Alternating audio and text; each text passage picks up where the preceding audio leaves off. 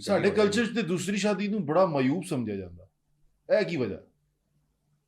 ਜਾਂ ਬੁੱਢੀਆਂ ਨੇ ਕਦੋਂ ਮਾਯੂਬ ਸਮਝਿਆ ਜਾਂਦਾ? ਸਾਰੀ ਜ਼ਿੰਦਗੀ ਸਾਡੇ ਬਾਦਸ਼ਾਹਾਂ ਨੇ ਤੇ ਵੱਡਿਆਂ ਨੇ 100 ਕਨੀਜ਼ਾਂ ਤੇ ਹਰਮ ਦੇ ਇਹਨਾਂ ਦੇ ਹੁੰਦੇ ਸਨ ਤੇ ਮੁਕਣ ਤੇ ਨਹੀਂ ਸਨ ਆਉਂਦੇ, ਤੇ ਮਾਯੂਬ ਤੇ ਹੁਣ ਆ ਕੇ ਹੋਇਆ। ਹੁਣ ਤੇ ਸਾਂਭੀ ਨਹੀਂ, ਇੱਕ ਨਹੀਂ ਸਾਂਭੀ ਜਾਂਦੀ ਤੇ ਦੋ ਕਿਸ ਤਰ੍ਹਾਂ ਕਿਸੇ ਨੇ ਸਾਂਭਣੀਆਂ ਨੇ, ਇੱਕ ਹੀ ਕਾਬੂ ਨਹੀਂ ਹੈਗੀ। ਬੁੱਢੀ ਵੀ ਕਰਨ ਨਹੀਂ ਦਿੰਦੀ ਦੂਜਾ ਵਿਆਹ। ਨਹੀਂ ਕਰਨ, ਜਿਨ੍ਹਾਂ ਨੇ ਕਰਨਾ ਹੁੰਦਾ ਕਰ ਵੀ ਲੈਂਦੇ ਨੇ, ਲੁਕ ਲੁਕਾ ਕੇ ਕਰ ਲੈਂਦੇ ਨੇ। ਮੇਰਾ ਦੋਸਤ ਕਈ ਪਤਾ ਲੱਗਦਾ ਕੀ ਕਹਿੰਦੇ ਨੇ ਕਿ ਜੀ ਉਹ ਸ਼ਾਦੀ ਹੋਈ ਕਿਸੇ ਲੜਕੀ ਦੀ, ਬਾਅਦ ਵਿੱਚ ਪਤਾ ਲੱਗਾ ਉਹਨੂੰ ਕਿ ਯਾਰ ਇਹਦੀ ਪਹਿਲੀ ਵੀ ਬੀਵੀ ਸੀ, ਬੱਚੇ ਵੀ ਹੈ ਸਨ। ਨਹੀਂ ਲੋਕੀ ਬੜੇ ਕਰਦੇ ਨੇ ਸਾਡੇ, I am sorry to say, ਕਿ ਜਿਹੜੇ ਪਾਕਿਸਤਾਨੀ ਮਰਦ ਨੇ ਨਾ ਉਹ ਸੱਚ ਨਹੀਂ ਬੋਲਦੇ, ਠੀਕ ਹੈ, ਦੇ ਨੈਵਰ ਟੈਲ ਦ ਟਰੂਥ।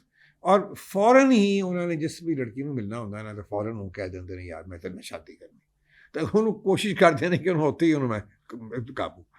ਔਰ ਉਹ ਫਿਰ ਅਮੂਮਨ ਲੜਕੀਆਂ ਜਿਹੜੀਆਂ ਨੇ ਉਹ ਇੰਨਾ ਪਤਾ ਨਹੀਂ ਹੁੰਦਾ ਕੀ ਕਹਿੰਦੇ ਨੇ ਕਿ ਵੀ ਉਹ ਫੋਨ ਦੇ ਉੱਤੇ ਹੀ ਮਿਲ ਲਿਆ ਜਾਂ ਬਾਹਰ ਕਿਤੇ ਮਿਲਿਆ, ਨਾ ਉਹਨਾਂ ਦੇ ਕਦੀ ਘਰ ਗਈ, ਨਾ ਉਹ ਆਏ, ਨਾ ਕਦੀ ਗਏ, ਉਹਦੇ ਵਿੱਚ ਬਹੁਤ ਸਾਰੇ ਧੋਖੇ ਵੀ ਹੋ ਜਾਂਦੇ ਨੇ। ਔਰ ਇਹ ਤਰ੍ਹਾਂ ਮੈਂ ਸਮਝਦਾ ਕਿ ਸਾਡੇ ਲੋਕਾਂ ਦੇ ਵਿੱਚ ਕਿ ਵੀ ਜੋ ਵੀ ਹੈ ਓਨੈਸਟ ਹੋ ਨਾ, ਠੀਕ ਹੈ।